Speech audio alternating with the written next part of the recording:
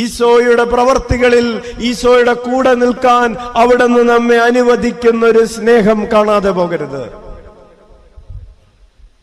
Yes, അങ്ങനെ ഈശോ സ്നേഹമായിരിക്കുന്നത് പോലെ വെറോനിക്കായുടെ തുവാലയിൽ തന്റെ മുഖം പതിപ്പിച്ചു കൊടുത്തത് സ്നേഹമാണ്.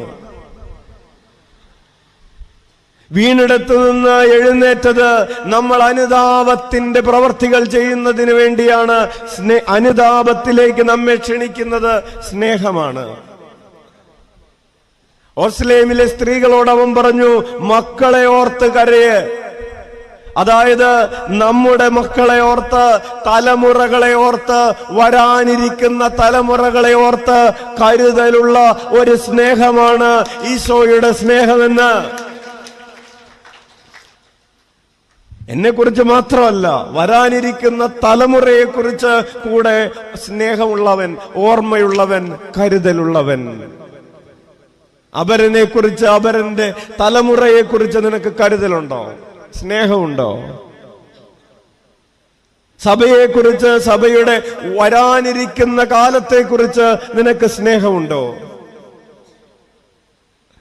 പ്രിയപ്പെട്ടവരെ, അവൻ വീണ്ടും വീണ്ടും വീണത് സ്ഥിരതയോടെ കണ്ടെത്തുവോളം നമ്മെ അന്വേഷിക്കുന്ന ഇടയന്റെ സ്നേഹമാണ്.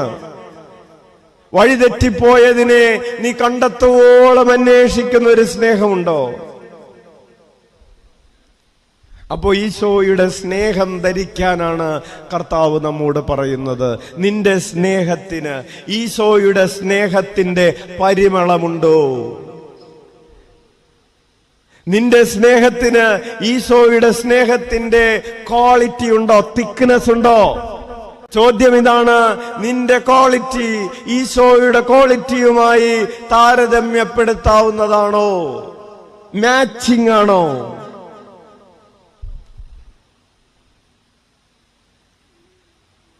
നീ ധരിക്കേണ്ടത് ഈ ലോകത്തിന്റെ മെഷർമെന്റിലല്ല, ലോകം നിശ്ചയിച്ചിട്ടുള്ള ഒരു ഗുണനിലവാരത്തിലല്ല. നിനക്ക് ധരിക്കാനുള്ള സ്നേഹത്തിന്റെ വസ്ത്രത്തിന്റെ ഗുണനിലവാരം നിശ്ചയിക്കപ്പെട്ടിട്ടുള്ളത് സ്വർഗത്തിൽ നിന്നാണ്.